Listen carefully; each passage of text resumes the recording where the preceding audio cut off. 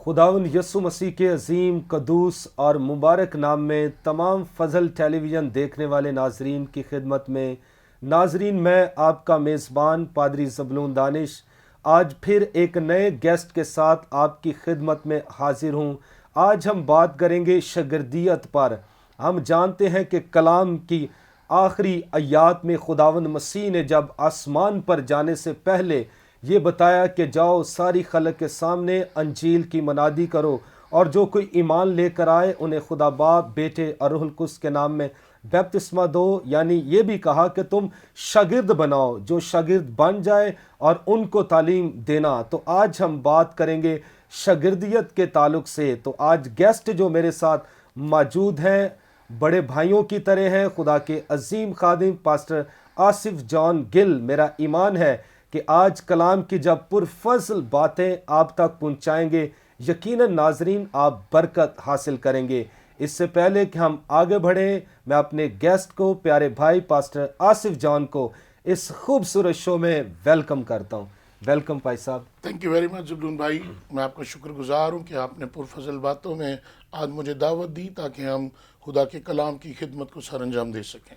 तो पादरी साहब, आज हम बात करेंगे शागिर्दियत के ताल्लुक से। इस वक्त बड़े शागिर्द भी हमें वॉच कर रहे हैं जी, तो वो भी लोग वॉच कर रहे हैं जो शागिर्द नहीं हैं। तो हज़ारों की तादाद में लोग हमें देख रहे हैं। तो मेरा ईमान है कि आज जब हम शागिर्दियत के ताल्लुक से बातचीत करेंगे तो यकीनन लोग इस्तिफ़ादा करेंगे, बरकत हासिल करेंगे। तो फर्स्ट ऑफ ऑल मैं यही पूछना चाहता हूँ कि शागिर्दियत है क्या, इसके बारे में आप हमारे नाजरीन को क्या कहेंगे? आज मौजूदा दौर में हम देखते हैं कि बशारत का काम बड़े ज़ोर व शोर से जारी है यस। और लाजुम है कि बशारत के लिए लोग तैयार किए जाएं। यस। तौबा, ईमान, नजात, बहाली, शिफा, इन तमाम बातों पर जोर दिया जा रहा है। बेशक। इन तमाम बातों को बड़ी कसरत के साथ प्रीच किया जा रहा है। इन बातों को कलीसिया को और लोगों को सिखाया जा रहा है। लेकिन फर्मा बरदारी, पैरवी और शागिर्दियत की जब बात की जाती है तो बहुत कम लोग हैं जिनको दावत दी जाती है।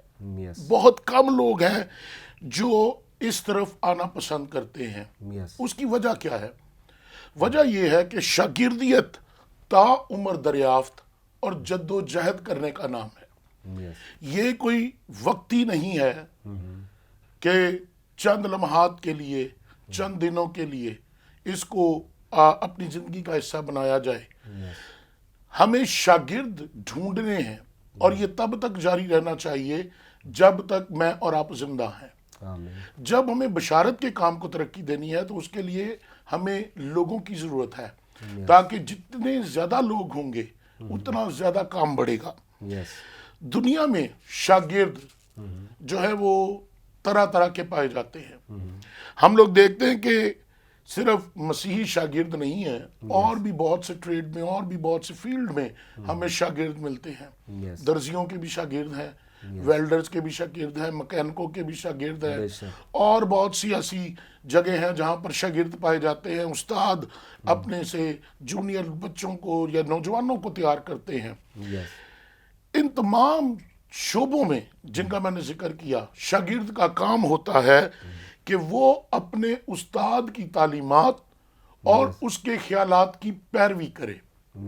यानी जो कुछ उस्ताद ने उसे सिखाया है, जो कुछ उस्ताद उसे बता रहा है, तरबियत दे रहा है, वो वैसा ही करे जैसा उस्ताद चाहता है।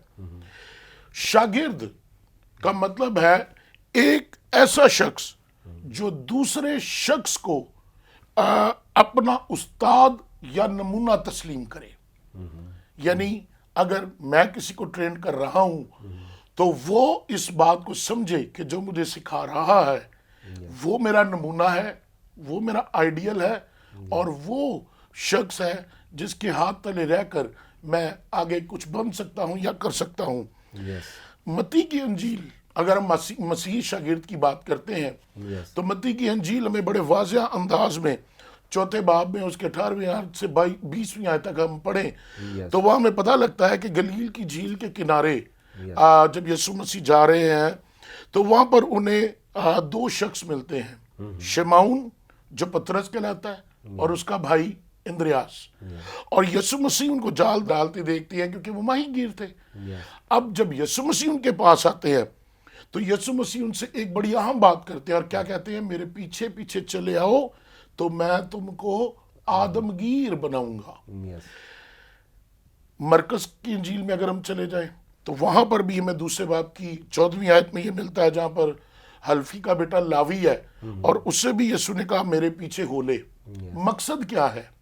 ان دونوں حوالوں کو اگر ہم دیکھیں تو اس کا مقصد کیا ہے؟ مقصد یہ ہے کہ میرے ساتھ چلو، مقصد یہ ہے کہ میرے ساتھ رہو، مقصد یہ ہے کہ جو کچھ میں کر رہا ہوں، جو کچھ میں بنانا چاہتا ہوں وہ بنو، وہ سیکھو۔ آج جب شاگردیت کی بات کی جاتی ہے تو شاگردیت کی جو بلاہٹ ہے وہ ایک تعلق کی بلاہٹ ہے، یعنی آپ کا اپنے استاد کے ساتھ ایک ایسا تعلق، ایک ایسا رشتہ، ایک ایسا بندھن جو آپ اس کے ساتھ رہ کر گزارتے ہیں۔ مسیحی شاگردیت کسی پروگرام کا انویٹیشن نہیں ہے کہ آپ آئے، انجوائے کیا، لمحات وہاں رہے، آپ نے کچھ کھایا پیا، چند دن گزارے and that's it. No. بلکہ اس سے مراد ہے، مسیحی شاگردیت سے مراد ہے مسیح کے ساتھ چلنا، تاکہ وہ ہمیں اپنی مرضی کے مطابق تربیت دے، وہ ہمیں اپنی مرضی کے مطابق ڈھالے۔ اور یہی بات آج مجھے اور آپ کو سیکھنے کی ضرورت ہے، ہم سبوں کو یہ سیکھنے کی ضرورت ہے کہ شاگردیت ایک ایسا تعلق ہے جو درجہ بدرجہ ہماری تربیت خدا کی مرضی کے مطابق کرتی ہے۔ آمین۔ تو پادری صاحب، کسی نے کہا ہے کہ آج کے دور میں زیادہ تر جو پاسبان ہیں وہ شاگرد پیدا نہیں کر رہے، وہ ممبر ہی بنا رہے ہیں۔ تو میں یہ پوچھنا چاہوں گا کہ ممبر اور شاگرد میں کیا فرق ہے، اس کے بارے میں آپ کیا کہیں گے؟ جی، میں نے پہلے کہا بشارت کا کام جاری ہے، اور بشارت کے کام میں ہم لوگ زیادہ کلیسیائیں اکٹھی کرتے ہیں۔ شاگردیت جو ہے وہ اپنے ساتھ ایک تعلق کو جوڑنے کی، ایک شخصیت کو جوڑنے کا نام ہے۔ اگر میں کسی کو شاگرد بنانا چاہتا ہوں تو لازم ہے کہ میں اپنا آپ جو میرے اندر ہے، جو کچھ مجھ میں ہے، میں اس شخص میں امپارٹ کروں، تاکہ وہ میری باتوں سے، میرے کردار سے، رویے سے، میرے اعمال سے واقف ہو، اور پھر وہ ان کو اڈاپٹ کر کے جو ہے میرا ڈپلیکیٹ بنے، اور ویسا ہی۔ اور یہ یسوع مسیح چاہتا تھا کہ میرے پیچھے ہو لو، میرے ساتھ ہو لو، جیسا میں ہوں ویسے ہی تم بھی بن جاؤ۔ اس لیے شاگردیت، پرابلم یہ ہے کہ ہم لوگ کلیسیاؤں کی طرف توجہ دیتے ہیں، شاگردیت کی طرف نہیں، جبکہ اگر ہم شاگرد بنانا شروع کریں تو کلیسیائیں اپنے آپ بڑھنا شروع ہو جائیں گی۔ آمین۔ تو پادری صاحب، شاگرد ایمانداروں کا ہی کام ہے، جو رہنما ہیں یا پاسبان ہیں، کہ مسیح کی تعلیم یہی ہے کہ جاؤ اور شاگرد بناؤ۔ تو میں یہ پوچھنا چاہوں گا کہ شاگردیت کے تقاضے کیا ہیں، اس کے تعلق سے آپ کیا کہیں؟ جی، یہ بڑی اہم بات ہے جسے مجھے اور آپ کو دوسروں تک پہنچانے کی ضرورت ہے۔ لوکا کی انجیل اور اس کا 14واں باب اور اس کی 27ویں آیت، بائبل مقدس فرماتی ہے کہ جو کوئی اپنی صلیب اٹھائے، اٹھا کر میرے پیچھے نہ آئے، وہ میرا شاگرد نہیں ہو سکتا۔ شاگرد بننے کے لیے ضروری ہے کہ ہماری پرانی انسانیت، ہماری پرانی زندگی، ہم اس سے نجات حاصل کریں۔ جب تک ہماری پرانی انسانیت مر نہیں جاتی، دفن نہیں ہو جاتی، تب تک ہم نئی زندگی حاصل نہیں کر سکتے۔ شاگردیت کا تقاضا ہے کہ پرانا طرز زندگی، پرانی خواہشات اور ترجیحات اور محرکات جو ہماری زندگی کی ہیں، ان کا خاتمہ ہو۔ یعنی وہ سب کچھ جو ماضی ہے، ہم اس کو ترک کر کے ایک نئی راہ پر چلیں اور ایک نئی تربیت اور نئی اصلاح کو اپنی زندگی میں حاصل کریں۔ خدا یسوع مسیح نے کہا جو میری صلیب نہ اٹھائے وہ میرا شاگرد نہیں۔ اس کا مطلب ہے وہ چاہتا ہے میری پیروی کرو، اور اس کی پیروی کا مطلب ہے کہ مسیح کی صلیب اٹھانا، ان اذیتوں، دکھوں، مصیبتوں، مخالفتوں جو اس خدمت میں جن کا ہمیں سامنا ہے، ان کو فیس کرنا، اور مسیحی زندگی کا آغاز ایسی زندگی کے لیے جس پر ہم اپنے گناہوں پر پچھتائیں، آج سب سے بڑا المیہ یہ ہے کہ ہم اپنے گناہوں کا اقرار ہی نہیں کرتے. ہم اپنے گناہوں کا اگر اقرار کر لیتے ہیں تو پچھتاتے نہیں ہیں، جبکہ پچھتاوا بہت ضروری ہے کہ ہم نے جو وقت گناہ میں ضائع کیا ہم خدا کے حضور جا کر اس کی معافی مانگ سکیں. سو شاگردیت تقاضا کرتی ہے کہ آپ اپنے گناہوں پر پچھتائیں، گناہوں سے منہ موڑیں اور خداوند یسوع مسیح پر ایمان لے آئیں. پولس رسول رومیو کی کلیسیا کو 6 باب میں اس کی 8ویں آیت میں یہ لکھتا ہے، ہم مسیح کے ساتھ موئے، یعنی جب ہم صلیب اٹھائیں گے تو لازم بات ہے مصلوب بھی کیے جائیں گے. جب مصلوب کیے جائیں گے تو مریں گے بھی. اب مرنے کا مطلب کیا ہے؟ کہ ہم نے اپنے دکھوں سے کنارہ کر لیا، ہم نے اپنے دکھوں سے آزادی حاصل کر لی، ہم نے اپنی ان گناہوں سے جو ہے وہ منہ موڑ لیا. اور ہم اچھی طرح جانتے ہیں کہ مسیح کے ساتھ ہمارا جسم یا پرانی انسانیت مصلوب نہیں ہوئی تھی. بائبل ہمیں بتاتی ہے کہ مسیح ہمارے گناہوں کی خاطر ہوا. اس نے وہ ساری بدکاری، وہ ساری نجاست، وہ ساری لعنت جو ہماری زندگی میں تھی اسے اپنے اوپر لے کر قربان کر دیا. ہمارا گناہ کی طرف سے مرنے کا مطلب ہے کہ ہمارے گناہوں کی قیمت مکمل طور پر یسوع مسیح نے صلیب پر ادا کر دی ہے. اب جب ہماری قیمت ادا ہو گئی ہے تو وہ انسان جو غلام تھا وہ مسیح کے ساتھ مصلوب ہو گیا. وہ انسان جو گنہگار تھا وہ مسیح کے ساتھ مصلوب ہو گیا. اب جب غلام مصلوب ہو گیا تو کیا ہوا؟ اس نے ہمیں ہماری غلامی سے آزاد کر دیا، نئی زندگی دے دی ہمیں. پھر سے اس نے اپنی حضوری میں، اپنی بادشاہی میں قبول کر لیا. ہمارے لیے ضروری یہ ہے کہ ہم گناہ کے اعتبار سے تو مر جائیں مگر مسیح کے اعتبار سے ہم زندہ ہوں. اس لیے شاگردیت کا یہ تقاضا ہے، پرانی انسانیت کا خاتمہ اور نئی زندگی کا آغاز. تھینک یو ویری مچ پادری صاحب. تو ناظرین، آپ سن رہے ہیں شاگردیت کے تعلق سے تو خداوند کے خادم نے بڑی خوبصورتی کے ساتھ بتایا ہے کہ شاگردیت کیا ہے. تو اگر جو شاگرد بننا چاہتا ہے کہ وہ اپنے استاد کی سوچ، اس کے خیالات کو جان کر اس پر عمل کرے، یعنی اپنے استاد کی پیروی کرے، جو وہ کہتا ہے اس کی فرما برداری کرے، تب وہ شاگرد کہلائے گا. تو ناظرین، یہاں پر وقت ہوا چاہتا ہے بریک کا. لیں گے ایک شارٹ بریک اور ملتے ہیں بریک کے بعد.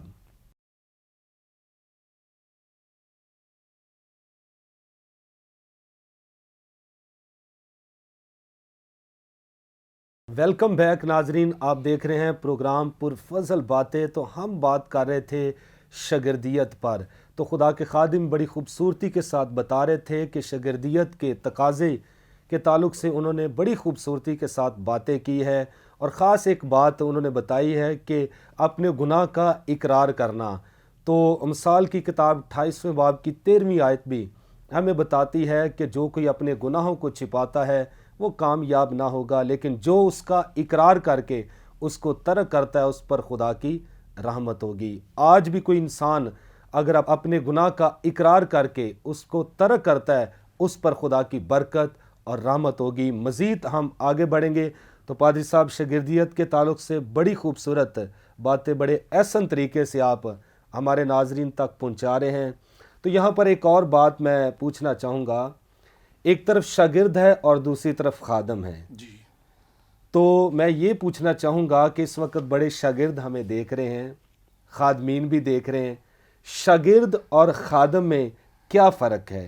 کیا شاگرد خادم ہوتا ہے یا خادم شاگرد ہوتا ہے؟ اس تعلق سے آپ کیا ناظرین کو کہیں گے؟ یوحنا کی انجیل اس کے 13ویں باب سے اگر 16 باب تک ہم جائیں تو وہاں پر ہم دیکھتے ہیں کہ یسوع مسیح اپنے شاگردوں کو کچھ سکھانا چاہ رہے ہیں. جب شاگرد اور خادم کی بات آتی ہے تو ان دونوں میں کوئی فرق نہیں. پہلے شاگرد ہوتا ہے اور بعد میں وہ خادم بنتا ہے.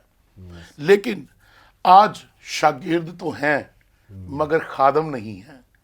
لیکن یوحنا کی انجیل کے یہ 3 ابواب ہمیں یہ سکھاتے ہیں کہ یسوع مسیح ہمیں خادم بننے کی تلقین کر رہا ہے. کیسے؟ اگر ہم دیکھیں تو وہاں پر یسوع مسیح نے ایک بڑا اہم سبق دیا، پاؤں دھو کے. شاگردوں کے پاؤں یسوع نے دھوئے. یسوع کے شاگردوں میں کوئی بھی خادم بننا نہیں چاہتا تھا. ان میں یہ دوڑ تھی کہ یسوع کے بعد مین ہیڈ کون ہوگا. آج بھی یہی دوڑ ہے کہ اس کے بعد کون ہوگا. اور یہ بڑی اہم بات ہے، کوئی بھی اتنی کم تر حیثیت قبول نہیں کرنا چاہتا تھا کہ میں کسی کے سامنے جھکوں اور میں اس کے پاؤں کو ہاتھ لگاؤں اور میں اس کی خدمت کروں. کوئی بھی، اور آج بھی یہ پرابلم ہے کہ کوئی بھی خوشی کے ساتھ دوسروں کی خدمت نہیں کرنا چاہتا، مگر یسوع نے کر کے دکھایا. آمین. آج میری اور آپ کی زندگی کے لیے اور تمام ایمانداروں کی زندگی کے لیے اور تمام خادمین کی زندگی کے لیے جو آئیڈیل ہے، نمونہ ہے، وہ یسوع مسیح ہے. آمین. یسوع مسیح نے یہ کر کے دکھایا. آج بھی خادم بننا، ہم اپنے آپ کو کم تر سمجھتے ہیں. میری ویلیو گر جائے گی، لوگ میرے بارے میں کیا سوچیں گے، لوگ مجھے جو ہے وہ رتبہ نہیں دیں گے، لوگ میرے بارے میں چھوٹے خیال رکھیں گے. لیکن یسوع مسیح کی زندگی پر غور کریں. بائبل کہتی ہے وہ کل کائنات کا خالق اور مالک، کل اختیار اس کے پاس، بادشاہوں کا بادشاہ، امن اور سلامتی کا شہزادہ، خدا کا اکلوتا بیٹا. ہر ایک چیز اس کی فیور میں، ہر ایک چیز اس کو سربلند کرتی ہے، ہر ایک چیز اس کے سامنے جھکتی ہے، ہر ایک چیز کو اس نے خود تخلیق کیا. جب تخلیق کرنے والا اپنی مخلوق کے پاؤں دھو رہا ہے، خدمت کر رہا ہے، تو مخلوق کو بھی ضرورت ہے کہ وہ دوسری مخلوق کی خدمت کرے. آمین. بائبل مقدس مجھے اور آپ کو یہ بتاتی ہے یسوع مسیح نے پاؤں دھوئے. اب وہ کن کے پاؤں دھو رہا ہے؟ ذرا غور کریں. شاگرد. محصول لینے والوں کے جو محصول لیتے تھے، مچھیروں کے جو مچھلیاں پکڑتے تھے، چھوٹے لوگ. اس نے تو یہ فیل نہیں کیا او میں تو خدا کا بیٹا ہوں، میرا تو بڑا اعلیٰ رتبہ ہے، میں تو کل کائنات کا خالق اور مالک ہوں، میں ان کے پاؤں کیسے دھوں، میں ان کے پاؤں کو ہاتھ لگاؤں، میں اس چھوٹی خدمت کو کروں. نہیں، اس نے ہمیں ایک سبق دیا. اور یوحنا کی انجیل کو اگر ہم پڑھیں 13ویں باب کی 15ویں آیت میں تو لکھا ہے کیونکہ میں نے تم کو ایک نمونہ دکھایا ہے. کیا کیا؟ میں نے تم کو ایک نمونہ دکھایا ہے کہ جیسا میں نے تمہارے ساتھ کیا تم بھی ویسا ہی کرو. اب بھائی زبلون بات یہ ہے، یسوع یہ کہہ رہا ہے اور یسوع یہ چاہ رہا ہے کہ جیسی میں نے زندگی بسر کی ویسے ہی تم بھی کرو. جیسی میں نے خدمت کی ویسے ہی تم بھی کرو. جیسا میں ہوں ویسے ہی تم بھی ہو. جیسا میں دوسروں کے لیے ترس دل ہوں، مہربان ہوں، محبت سے بھرا ہوں، رحم دل ہوں، شفقت رکھتا ہوں، ویسے ہی تم بھی ہو. ایک شاگرد خادم بن سکتا ہے، صرف کرنا کیا ہے؟ اسے مسیح کی پیروی کرنی ہے. اور پولس رسول بھی مجھے اور آپ کو فلپیوں کے خط میں یہی سکھاتا ہے، ویسا ہی مزاج رکھو جیسا مسیح کا تھا. سو مزاج کی بات ہے. ہم آج کس کا مزاج اپناتے ہیں؟ کسی دنیاوی آئیڈیل کو لے کر یا اپنے آسمانی آئیڈیل کو لے کر؟ ہم کس کے شاگرد ہیں؟ دیکھیں، میں نے پہلے کہا شاگرد جو ہے، شاگرد کی بلاہٹ ایک تعلق کی ہے. جب آپ شاگرد سے خادم بننا چاہتے ہیں تو آپ خادم تبھی بن سکتے ہیں جب آپ کا تعلق خداوند یسوع مسیح سے ہوگا. آپ کا تعلق جب خداوند یسوع مسیح کے ساتھ گہرا ہوگا، جب آپ نے وہ تربیت حاصل کی ہوگی جو خداوند یسوع مسیح نے آپ کو دی ہے. لیکن اگر وہ تربیت جو انسان ہمیں دیتا ہے تو وہ تو ہمیں کبھی بھی خادم بننے نہیں دیں گے. انسان کی تربیت تو ہمیں ہمیشہ اپنے آپ کو اعلیٰ اور بلند درجہ رہنے کی تلقین کرتی ہے. پولس رسول مجھے اور آپ کو کہہ رہا ہے ویسا ہی مزاج رکھو جیسا مسیح کا تھا. اب ضرورت اس بات کی ہے کہ ہم اس بات کو سمجھیں کہ ہم شاگرد کس کے ہیں، کسی انسان کے یا خداوند یسوع مسیح کے. جب ہم خداوند یسوع مسیح کے شاگرد ہیں تو ہمارا مزاج بھی مسیح کا ہونا چاہیے. جب ہمارا تعلق مسیح سے ہے تو ہماری خدمت بھی مسیحی کی طرح ہونی چاہیے. جب ہم مسیح کے شاگرد ہیں تو پھر ہماری تربیت بھی مسیحی کی طرح ہونی چاہیے. یعنی وہ سب باتیں جو مسیح میں پائی جاتی ہیں، وہ ویسی خدمت جو مسیح میں پائی جاتی ہے، وہ ویسا مزاج جو مسیح میں پایا جاتا ہے، ویسا ہی سب کچھ جو مسیح میں ہے وہ ہمارے اندر ہونا چاہیے. اگر ہم مسیح سے تعلق رکھتے ہیں تو ہم شاگرد بھی ہیں اور خادم بھی ہیں. آمین. تو پادری صاحب، یہاں پر میں ایک چھوٹی سی گواہی کے طور پر بتانا چاہتا ہوں ناظرین کو بھی اور آپ کو بھی جب ہم چھوٹے تھے تو میرے ماں باپ گاؤں سے آئے ادھر لاہور شہر میں، وہ کام کرنے لگے تو بڑی محنت کرتے تھے، اور اس کے بعد جو ہمارے ریلیٹیوز تھے وہ میرے ماں باپ کو کہنے لگے کہ انہوں نے آتے ساری ہمیں نا اسکول میں پڑھانے کے لیے بھیج دیا، تو دوسروں ان کے بچے پڑھ لکھ نہیں رہے تھے، اس طرح اور ایکٹیویٹیز میں شامل تھے۔ ہم سٹارٹ ہی میں خدا کے ساتھ چلنے لگے تو ہمارے ماں باپ کی خواہش بھی یہ تھی کہ یہ کیا کہہ لیں کہ پڑھ لکھ کر اچھے انسان بن جائیں۔ ہم اس کے بعد خدمت میں چرچ جانا شروع ہو گئے، تو کسی شخص نے میرے باپ کو کہا کہ ان کو اٹھا کر نا یہ موٹر بائک جو بنتی ہے وہاں پر لگا دو تاکہ 4 پیسے لے کے آئیں گے، انہوں نے کہڑے پڑھ لے کے وڈے ہو کے ڈی ایس پی بن جانا ہے۔ تو ایک وقت آیا میرے بھائی پاسٹر عارف نے کیا کہہ لیں کہ پریچ کرتے ہوئے اس کی آنکھوں میں آنسو بھی آ گئے، گواہی کے طور پر وہ بتا رہا تھا لوگوں پر، میں بھی پیچھے بیٹھا تھا اس کے ساتھ سٹیج پر، تو مجھے بھی بڑا کیا کہہ لیں کہ حوصلہ بھی ملا۔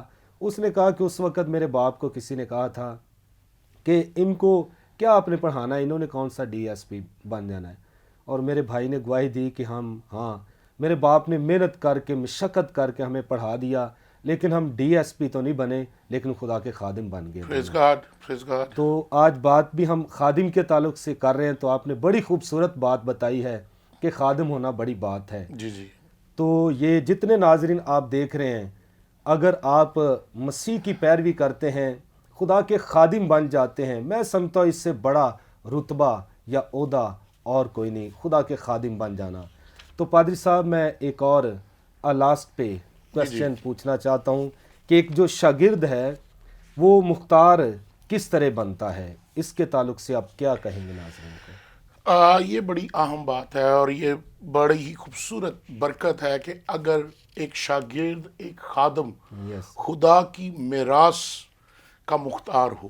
یس آج میں اور آپ خدمت کر رہے ہیں اور ہم لوگ بہت سی نعمتوں اور برکتوں کے مالک ہیں، اور یہ میرے اور آپ کے لیے بڑی آنرشپ ہے کہ خدا نے مجھ پر اور آپ پر فضل کیا آمین۔ کہ ہم اس کی برکتوں اور نعمتوں کو حاصل کر سکیں۔ Praise God۔ لیکن اس سے پہلے یس خدا ایک ڈیمانڈ کرتا ہے، اور میں چاہتا ہوں کہ آج ہم اس پر تھوڑی سی نظر ثانی کریں۔ یس لوکا کی انجیل 14واں باب اور اس کی 33ویں آیت، بائبل کہتی ہے، پس اسی طرح یس تم میں سے جو کوئی اپنا سب کچھ ترک نہ کرے یس وہ میرا شاگرد نہیں ہو سکتا۔ تو سب کچھ ترک کرنے سے کیا مراد؟ سب کچھ ترک کرنا، کیونکہ اس میں تو بڑی چیزیں آ جاتی ہیں۔ جی جی جی جی، بالکل ایسا ہی ہے۔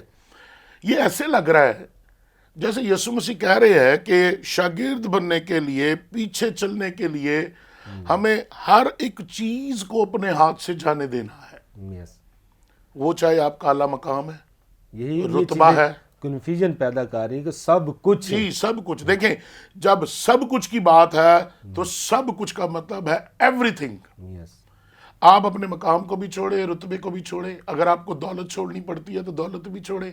یس ایک شخص یسوع مسیح کے پاس آیا تھا، اس نے کہا خداوند میں کیا کروں کہ میں شاہ کی زندگی پاؤں؟ یس یسوع مسیح نے کہا ان شریعت کی باتوں پر عمل کر، اس نے کہا میں کرتا ہوں۔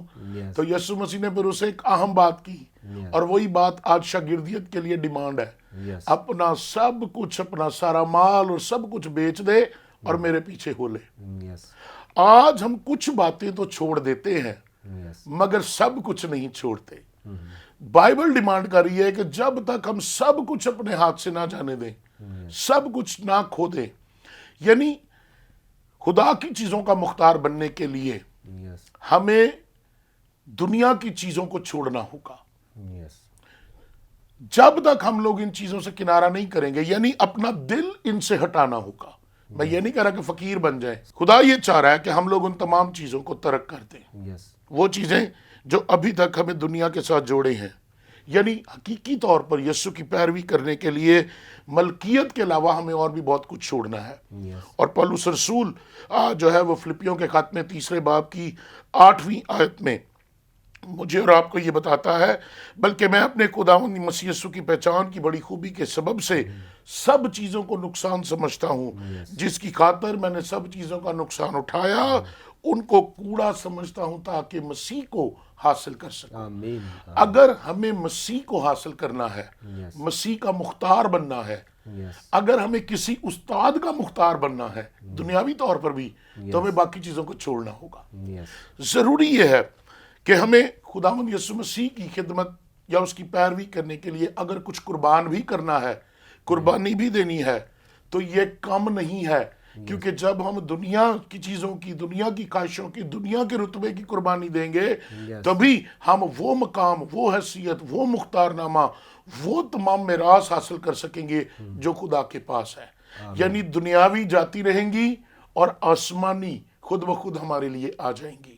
آج دنیا کا جو استاد ہے وہ بھی اپنے شاگرد پر اپنی محنت کرتا ہے، انویسٹمنٹ کرتا ہے، ٹائم انویسٹمنٹ کرتا ہے، اور فزیکل انویسٹمنٹ ہے، مینٹلی انویسٹمنٹ ہے، فائنینشلی انویسٹمنٹ ہے. Yes. لیکن کیا ہوتا ہے، شاگرد کچھ عرصے کے بعد سمجھتا ہے کہ نہیں، مجھے اب استاد کی ضرورت نہیں.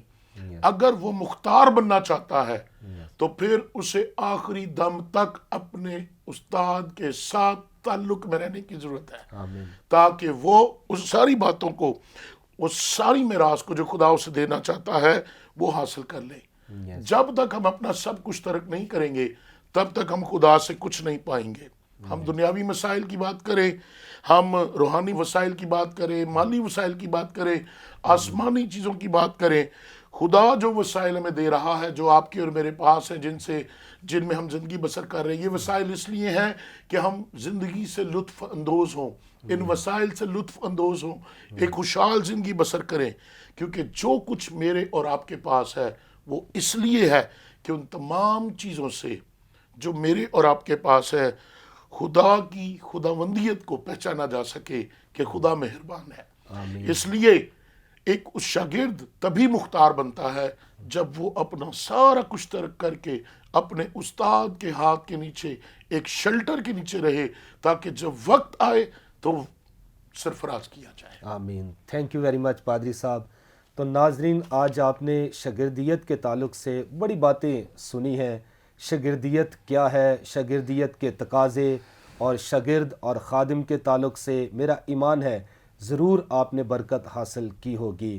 تو ناظرین، اگر آپ شاگرد بننا چاہتے ہیں تو سب سے گریٹ جو ہمارا مالک ہے، ہمارا آقا ہے، ہمارا بادشاہ ہے، ہمارا استاد ہے، جس کا نام یسوع مسیح ناصری ہے، اس کی فرما برداری کرو تو یقیناً وہ آپ کو برکات سے مالا مال کرے گا. تو ناظرین، یہاں پر وقت ختم ہوا چاہتا ہے، لیں گے آپ سے اجازت. تھینک یو ویری مچ پادری صاحب، آپ نے اپنا قیمتی وقت دیا اور خوبصورت باتیں ہمارے ناظرین تک پہنچائی ہے. God bless you all. Pakistan زندہ باد.